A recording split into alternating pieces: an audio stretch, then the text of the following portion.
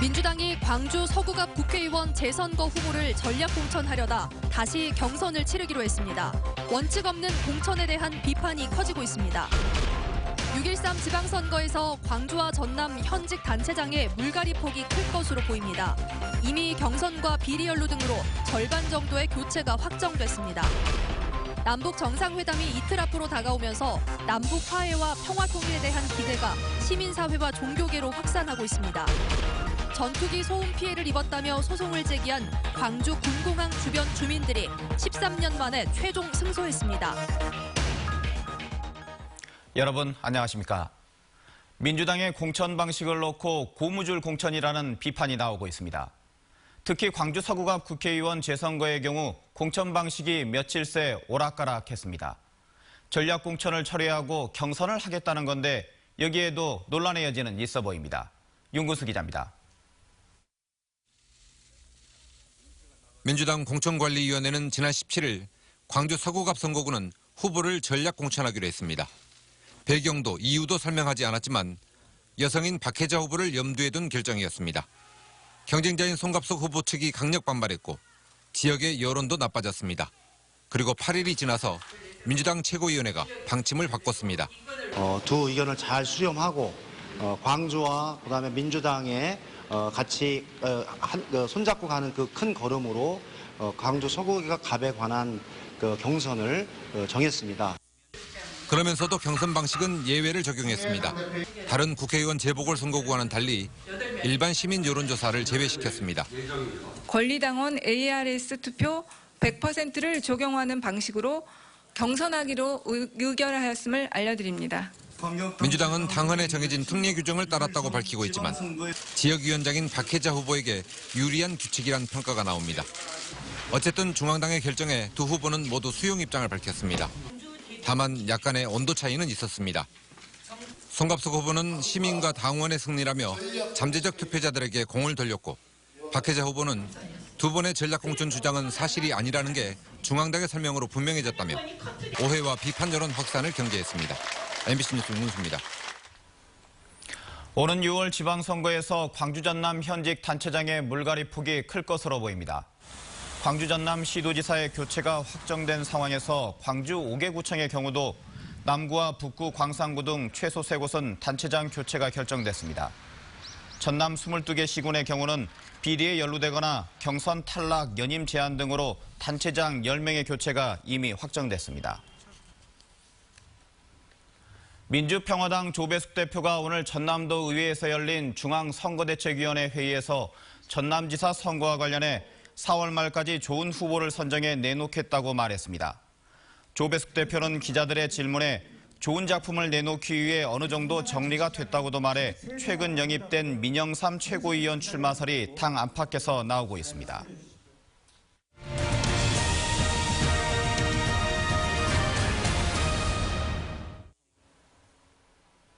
남북 정상회담이 이틀 앞으로 다가오면서 남북 화해와 평화통일에 대한 기대가 커지고 있습니다. 광주에선 정상회담 가상 합의문이 발표되는가 하면 5월 정신을 평화통일로 승화시키기 위한 행사를 열자는 제안도 나왔습니다. 이계상 기자입니다. 2018년 남과 북의 정상이 정상회담 합의문에 서명하는 퍼포먼스가 펼쳐집니다. 이 합의문에는 남북 미중 4개국의 종전선언과 평화협정 체결, 남북교류협력 체계 등 광주 지역 518인이 남북 정상회담에 바라는 염원이 담겼습니다. 6.15 공동선언 실천 광주본부는 남북 정상회담과 북미 정상회담에 대해서 환영의 뜻을 밝히고 민족의 힘을 하나로 모아야만 남북 평화를 현실로 만들 수 있다고 강조했습니다. 이 단체는 정상회담 직후인 5월에 남과 북, 해외 동포가 함께 민족 화해와 평화 통일을 염원하는 한마당 행사를 광주에서 열자고 제안했습니다. 현재 교류 협력을 더욱 활성화시키는 중대한 의미를 갖고 있으며 5월 정신을 평화와 통일로 승화시키는 데 큰 계기가 될 것임을 확신한다. 민중당 광주시장 후보와 전남지사 후보는 5.18 38주년 슬로건 중에 하나가 불어라 평화의 바람이라며 평화의 바람이 부는 5.18이 되기 위해서 5.18 전야제에 북측 예술단을 초청하자고 제안했습니다. 5.18 민중항쟁을 여전히 북의 소행이라고 떠드는 사람들이 있다며 악순환의 고리를 끊기 위해서라도 북측 예술단을 초청해야 한다고 주장했습니다. 이번 38주년 5.18 민중항쟁 기념행사도 북측 예술단이 참여해서 광주 정신을 전 세계에 알리는 계기로 삼아야 합니다. 역사적인 남북 정상회담에 맞춰 광주 금남로에는 평화와 통일의 상징인 한반도기가 줄지어 개양됐습니다.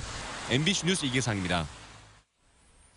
북에 가족을 두고 온 북한 이탈 주민들은 누구보다도 두 손 모아 남북 화해를 바라고 있습니다. 시민단체들도 대북 지원 사업을 재개할 수 있다는 기대에 부풀어 있습니다. 조희원 기자입니다. 지난 2004년 탈북해 한국에 정착한 김영희 씨. 한국에 살게 된 지 벌써 10년이 넘었지만 여전히 북한이 고향이란 말은 쉽사리 꺼내기 어렵습니다. 북한 이탈 주민을 바라보는 편견과 시선 때문입니다. 자기소개서를 쓰는데 진짜 고민을 했어요. 내가 탈북자라는 거를 써야 될까? 그 아이 입장에서는 우리 엄마가 북한이야? 근데 친구들이 그래. 북한은 못 사는 나라래. 막 이러면서 이제. 북한에 있는 가족과 소식을 전하는 건 1년에 한 번뿐. 가족들을 보고 싶은 마음은 굴뚝 같지만 막상 남북 관계가 청신호를 보이면 두렵기도 합니다. 탈북자들에 대한 어떤 보호라든가 관심이라든가 법률적인 게 너무 좀 느슨해지거나 중국이 북한하고 관계가 좀 좋아지는 게 느껴지면 중국 공안은 이제 탈북자를 더 막 잡아들이는 게. 이번 회담이 동포에 대한 이해가 깊어지는 계기와 평화 통일로 가는 발판이 되길 북한 이탈 주민들은 소망하고 있습니다. 지난 2005년부터 북한 자전거 보내기 사업과 대북비료 지원 사업을 해왔던 시민단체는 모처럼 들려온 따뜻한 소식이 반갑습니다. 정부 정책에 발맞춰 올해부터는 본격적으로 남북 평화 통일 활동을 펴나갈 계획을 세우고 있습니다. 그 평화통일 아카데미를 통해서 우리가 그 지금까지 잘 몰랐던 북한의 어떤 현실이나 국제 정세 사회에서 어떤 한반도 평화 통일에 대해서 같이 고민하는. 분단의 아픔을 딛고 자라난 통일의 씨앗이 이번에는 열매를 맺을 수 있길 모두의 바람이 모이고 있습니다. MBC 뉴스 조희원입니다. 불교계에서도 남과 북의 동행을 준비하고 있습니다. 해남 대흥사에서 이어오고 있는 서산대사 재향의식을 남과 북이 함께 거행하자는 논의가 무르익고 있습니다. 양현승 기자가 취재했습니다. 취타대를 앞세운 예제관 행렬이 들어섭니다. 서산대사 영정에 향과 술, 절을 올리고 임금이 직접 챙겼던 국가재향의식이 이루어집니다. 서산대사의 충혼을 기려 200여 년 전 정조 때 남과 북에서 시작된 서산대제. 매년 남과 북 두 곳의 사찰에서 봉행했지만 일제강점기를 거치며 명맥이 끊겼다 2012년 고증을 거쳐 복원됐습니다. 불교계에서는 봄 서산대제는 해남 대흥사에서, 가을 서산대제는 북측의 보현사에서 열기 위해 교류를 추진해왔습니다. 2015년 북측 조선불교도연맹과 논의해 일정과 방식의 얼개를 짰지만 개성공단 폐쇄를 겪으면서 원점으로 돌아왔습니다. 나라를 생각하고 더 나아가서 백성을 생각한다면 이 재앙은 꼭 우리가 다시 국가 재앙이기 때문에 다시 복원을 해서 정말 우리가 후손이 정말 느낄 수 있는 한 페이지를 만들어야겠다.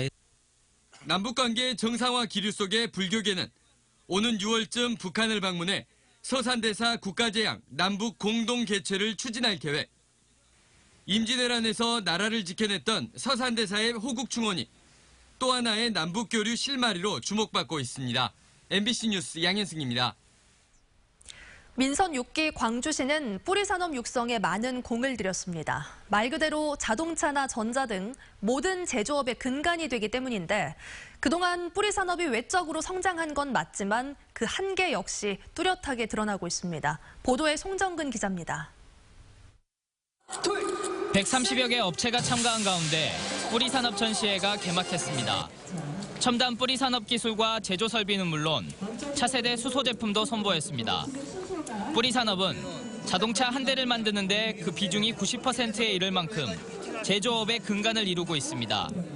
자동차 선도도시를 표방한 민선 6기 광주시가 뿌리산업 육성에 집중한 이유기도 합니다.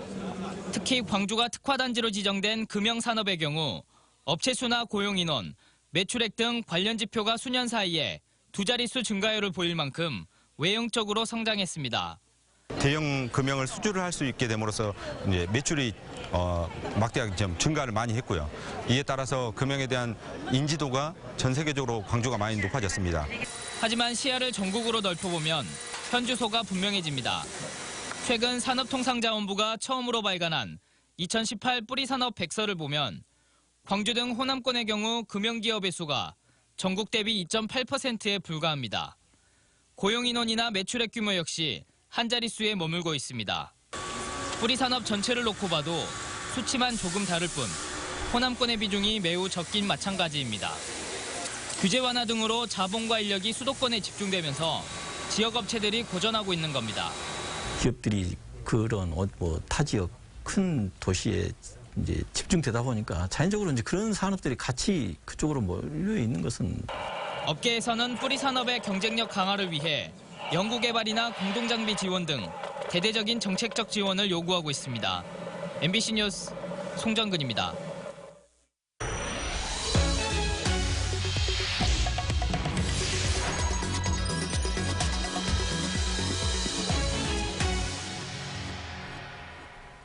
전투기 소음 피해를 입었다며 소송을 제기한 주민들이 13년 만에 최종 승소했습니다. 광주공항 소음 피해 소송 광산구 주민대책위는 지난 2005년 광주공항 인근에 거주하고 있는 주민 8,800여 명이 법무부 장관을 상대로 제기한 소음 피해 보상 소송 파기환송심에서 306억 원의 피해 보상금을 지원하라는 판결을 받았다고 밝혔습니다. 이번 판결은 이후 5차까지 이어진 추가 소송에도 영향을 미칠 것으로 보입니다. 경찰서장으로부터 술자리에서 불쾌한 일을 당했다는 신고가 접수돼 경찰이 경위 파악에 나섰습니다. 광주 서부경찰서 등에 따르면 오늘 오전 0시 30분쯤 광주시 서구 화정동의 한 술집에서 광주의 한 경찰서장이 여성에게 성적 수치심을 일으키는 행동과 말을 했다는 신고가 112 상황실에 접수됐습니다. 경찰은 피해 여성이 처벌을 원하지 않는다는 의사를 밝혀왔지만 감찰 등을 통해 정확한 사실관계를 파악할 방침입니다. 전국 농민회 총연맹 광주전남연맹은 농수산식품유통공사 앞에서 농민대회를 열고 마늘과 양파 등 겨울 채소의 가격 안정 대책을 촉구했습니다. 농민회는 올해 대파 가격이 킬로그램당 100원까지 폭락한 데 이어 양파와 마늘 가격도 크게 떨어졌다고 밝혔습니다.